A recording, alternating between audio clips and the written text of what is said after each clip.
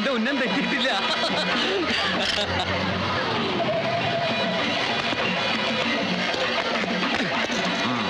താരെന്താ അവിടെ കളിക്കുക? ഞാൻ വെറുതെ ഇങ്ങനെ. പോയി ജോലി നോക്കണോ? അവര് പോയി. ആരാടാ? കഥാപ്രസംഗക്കാരെ കടന്നു കളഞ്ഞു. പിള്ളേറ്റനെ അവരെ ചാക്കി കയറ്റി രക്ഷപ്പെടുത്തിയത്. അവനിപ്പോ എവിടുണ്ട്? ആ കള്ളപ്പിള്ള പടക്കപ്പുറയിലുണ്ട്.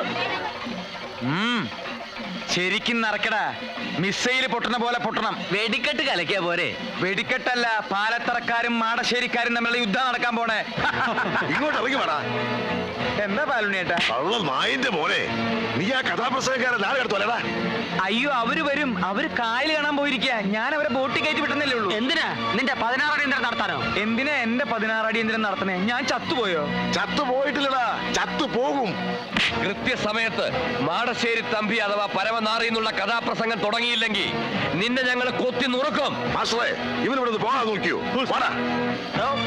അവന്മാരാ പാലത്തറക്കാരുടെ ചെക്കത്തരങ്ങൾ പറയാൻ പറഞ്ഞ സമയത്ത് വന്നില്ലെങ്കിൽ ഈ വെടിപ്പ് ഞാൻ കത്തിക്കും. നിന്നെ അടക്കം കത്തിക്കാൻ ചൂട്ട് റെഡി ആയിക്കോ. രാവും പകലും നമ്മൾ കാവല് നിന്നിട്ട് അവന്മാര് കടന്നു കളഞ്ഞിലോടാ. അതാ പാലത്തറക്കാരുടെ പണിയായിരിക്കും. ഏയ്, അതാ കള്ളപ്പിള്ളയുടെ പണിയാണ്. അയ്യോ, നിങ്ങൾക്ക് ഈ ഗതികേട് വന്നല്ലോ. പണയം വെച്ച് പോലെ ഈ പടക്കപ്പുരയിൽ ഇരിക്കുന്ന ഇരിപ്പ് കണ്ടിട്ട് എനിക്ക് സഹിക്കുന്നില്ല. ഭാനുമതി, നീ കരയണ്ട. നിന്റെ ഭർത്താവ് രാഷ്ട്രത്തിന് വേണ്ടി ജീവൻ ബലി കഴിച്ചു എന്ന് വിചാരിച്ചാ മതി. അത് വരണ്ടോ നോക്കാൻ? ഇല്ല, അവരിനി വരും തോന്നല്ല. എല്ലാ മഹാന്മാരും ഇങ്ങനെ തന്നെയാ മരിച്ചിരിക്കുന്നടി.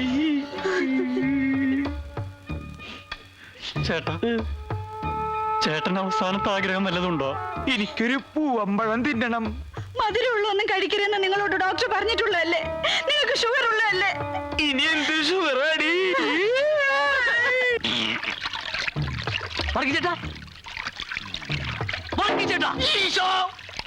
അവരിനി ചങ്ങാടക്കടവിലെങ്ങാനും വരുവോ? അത് ശരിയാ, പോയി നോക്കാം നമുക്ക്. പിടിച്ചേ അല്ലേ ഞാനും പറഞ്ഞത്.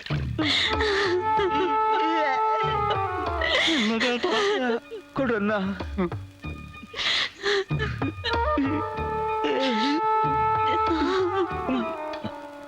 നീ പാതി നിന്നോ?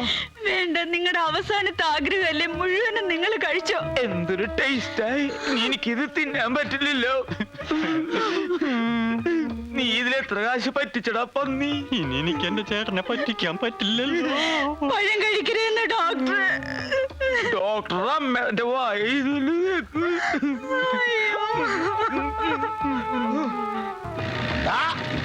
വരല്.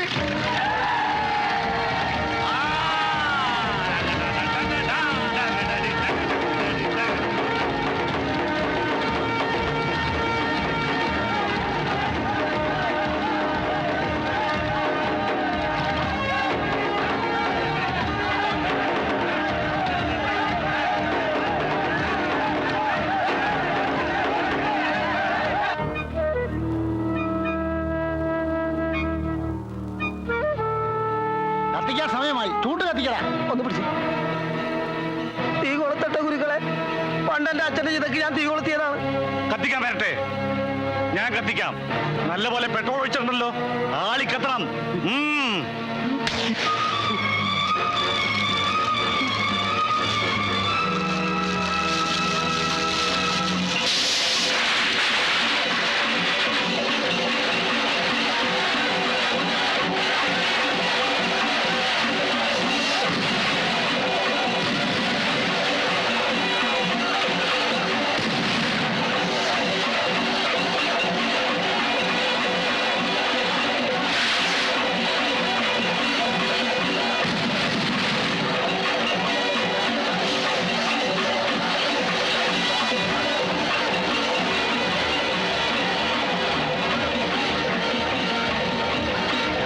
കഥ എന്നല്ലേ പറയാൻ പോണേ? ആ കഥ തന്നെ. ഞാൻ പറഞ്ഞ കഥയല്ലേ പറയാൻ പോണത്. അതൊക്കെ ഞങ്ങൾ ഏറ്റുന്നേ.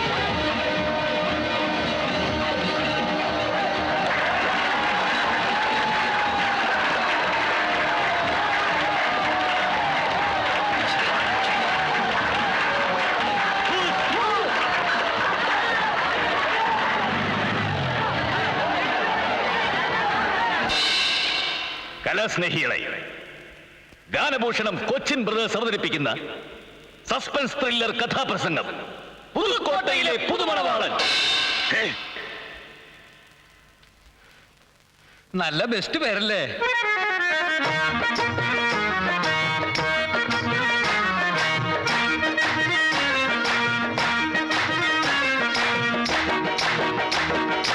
ആര് പറഞ്ഞാലും നേര് പറയണം. ഓരോന്നു തോന്നിയ നന്നല്ല, നിങ്ങൾ ഓർമ്മയിൽ വെച്ചത് പൊന്നല്ല, നിങ്ങൾ ഓർമ്മയിൽ വെച്ചത് പൊന്നല്ല.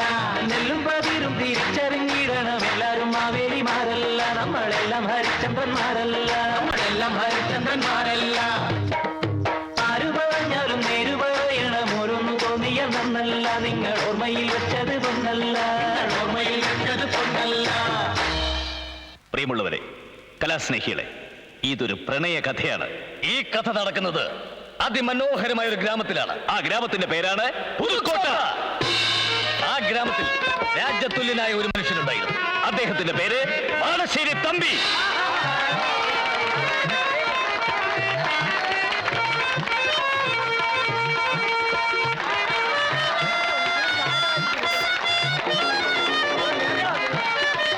ആ ഗ്രാമത്തിലെ മറ്റൊരു പ്രമുഖ തറവാടാണ് പാലത്തറ. അവിടുത്തെ ശ്രീദേവി തമ്പുരാട്ടിയെ മാടശ്ശേരി തമ്പി വിവാഹം കഴിച്ചു. പക്ഷേ ഒരു കുഞ്ഞിനെ സമ്മാനിച്ച് അധികകാലാവുന്നതിന് മുമ്പ് തമ്പുരാട്ടി ഇഹലോകവാസം വെടിഞ്ഞു. ആ രണ്ട് കുടുംബങ്ങളിലെയും ആളുകളുടെ ദുഃഖം അകറ്റിയത് ആ കുഞ്ഞാണ്. അവൾ ഇന്ന് വളർന്നൊരു രാജകുമാരിയെ പോലെ ആയിക്കഴിഞ്ഞു. പ്രിയമുള്ള സുഹൃത്തുക്കളെ, അവളുടെ പേരാണ് ഗീതു. ആ രാജകുമാരിയുടെ ജന്മനാളാണെന്ന്, മാളികപ്പുരയിൽ ഉത്സവമാണെന്ന് നിങ്ങളെ ഞങ്ങൾ അങ്ങോട്ട് ക്ഷണിക്കുന്നു.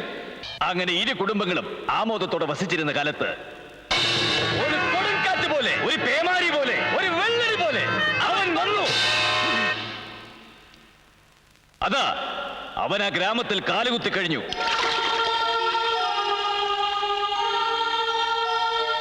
നാട്ടുകാർ അവനോട് ചോദിച്ചു, ആരാ, എവിടുന്നാ? അവൻ പറഞ്ഞു, ഞാൻ അനന്തൻ, മാടശ്ശേരി തമ്പിയുടെ മകൻ. ആരുടെ കൂടെ ഒളിച്ചോടിപ്പോയെന്ന് നിങ്ങളൊക്കെ വിശ്വസിക്കുന്ന പാലത്തറയിലെ മാലതി തമ്പുരാട്ടിക്ക് ചതിവിൽ കിട്ടിയ മകൻ അനന്തൻ.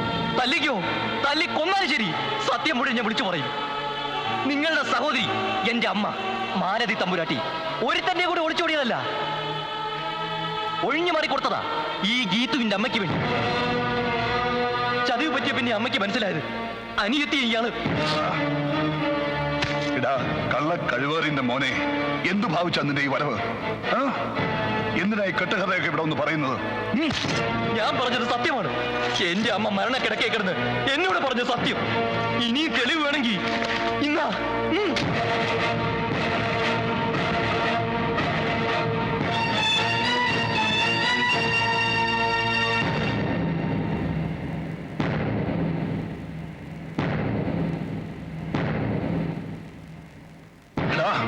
നീ പറഞ്ഞൊന്നും സത്യമല്ല.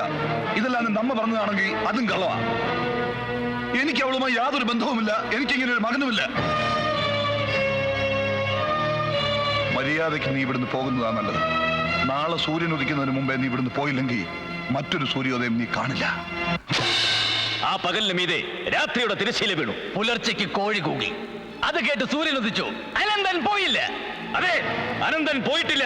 അവനങ്ങ് പാലത്തറയിലുണ്ട്. പാലത്തറക്കാർ അനന്തൻ അഭയം കൊടുത്തു. പ്രിയമുള്ളവരെ, മാടശ്ശേരി തമ്പി നേരെ പാലത്തറയിലേക്ക് കുതിച്ചു.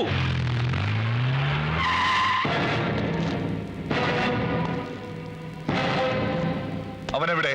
അവനെ ഇങ്ങോട്ട് ഇറക്കിവിട്. ഇപ്പൊ മനസ്സില്ലെങ്കിലോ? എല്ലാം ഞങ്ങൾക്ക് മനസ്സിലായടാ. ഇനിയും നിനക്ക് ഞങ്ങളെ ചതിക്കാനാവില്ല. എല്ലാ വൈരാഗ്യങ്ങളും മറന്ന് എന്റെ പെങ്ങളെ കെട്ടിച്ചു തരണമെന്ന് നീ പറഞ്ഞപ്പോ ഇത്രയും വലിയൊരു ചതി ഉണ്ടാകുമെന്ന് ഞാൻ കരുതിയില്ല. ഞങ്ങളെ കുടുംബത്തോടെ നീ ചതിക്കുകയായിരുന്നു. ഏത് കോടതിയിൽ പോകേണ്ടി വന്നാലും ശരിയാ, സത്യം ഞങ്ങൾ തെളിയിക്കും. നീ എന്തോ നാടായി പറയുന്നത്? തമ്പിയായിട്ട് ഇങ്ങനെയൊക്കെ ചെയ്യുന്നതിന് തോന്നുന്നുണ്ടോ? നിന്ന് ന്യായം പറയാതെ ഇറങ്ങി പോടാ.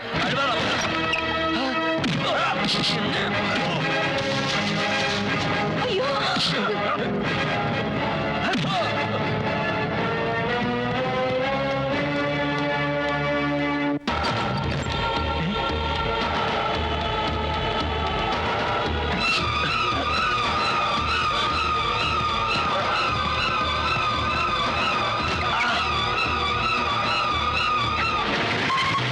പിന്നീട് അനന്തനെ ആ ഗ്രാമത്തിൽ ആരും തന്നെ കണ്ടിട്ടില്ല. താമസിയാതെ ആ നാട്ടിൽ ഒരു വാർത്ത മാടശ്ശേരി തമ്പി അനന്തനെ കൊന്നു.